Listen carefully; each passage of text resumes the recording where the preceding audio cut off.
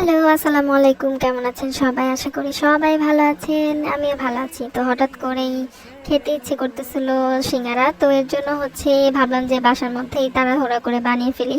তো এর জন্য প্রথমে আমি ময়দা নিয়ে নিছি। তারপরে এখানে কালি জিরে দিয়ে দিলাম। কালি জিরে দিলে দেখতে একটু ভাল লাগে আর খেতেও একটু ভাল লাগে। তো তারপর লবণ দিয়ে দিলাম। লবণ দেওয়ার পরে এখানে খাবার যে তেল, সয়াবিন তেল, ওইটা দিয়ে দিলাম। তো এটা দেওয়ার পর ভালো করে একটা ডো বানিয়ে নেব। ভালো করে মাখাবো আগে, ভালো করে যাতে সবগুলো উপকরণ একসাথে মিশে। এর জন্য ভালো করে হাত দিয়ে ভালো করে চটকে মাখিয়ে নেব। তো এই তো আমার মাখানো হয়ে গেছে। তারপরে এখন আমি নর্মাল পানি যে ওটা দেবো। এখানে গরম পানি দেওয়া যাবে না।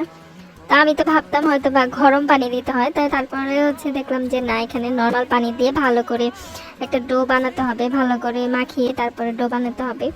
তো এই তো এখানে আমার ডোটা বানানো হয়ে গেছে।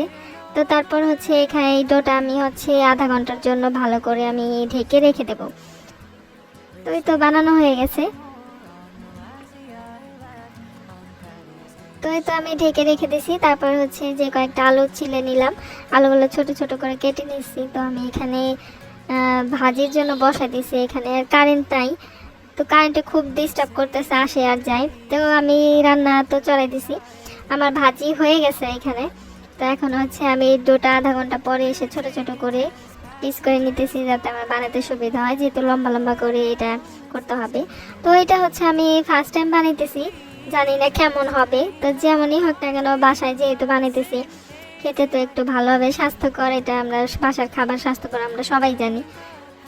তো এর জন্য বাসায় তৈরি করতেছি। আর দোকানে দেখা গেছে কয়েকদিনের ভাজা পোড়া তেলগুলো, ওইগুলোর মধ্যে ভাজে, ওটা স্বাস্থ্যকর না। তো এর জন্যই আসলে বাসায় বানাইতেছি। তো আমি 1 কাপ ময়দা দিয়ে এখানে তাই 13-14টার মতো সিঙ্গারা হয়ে গেছে। আমাদের বাসায় মানে লোক সংখ্যা কম, এই কয়েকটাই আমাদের হয়ে যাবে। তো তারপরে যে বানাইতেছিলাম আস্তে আস্তে, যে পাশে জান্নাত বসেছিল, ও দেখতেছে কিভাবে কি করি না করি। তো তারপরেই তো আস্তে আস্তে করে আমার সবগুলোই বানানো হয়ে গেছে। তো দেখতে পাচ্ছেন কতগুলো হয়ে গেছে। তো এখন আমি এখানে তেল গরম দিয়ে দিছি। আর আমাদের গ্যাস নাই, আসে যায় এমন একটা অবস্থায়। মাঝখানে কারেন্টও চলে গেছে।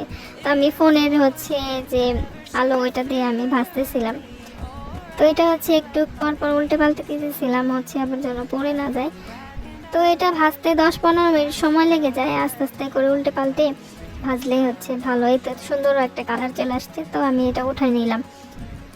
তো উঠাই নেওয়ার পর আমি আবার কয়েকটা দিয়ে দেবো, যেহেতু আমি 2বারে ভাজবো। তো এর জন্য যে বাকিগুলাও দিয়ে দিলাম। তো বাকিগুলা দেওয়ার পরে তো আমার ভাজাও হয়ে গেছে। দেখেন সুন্দর একটা কালার চলে আসছে। তো আমি এটা উঠিয়ে নিলাম।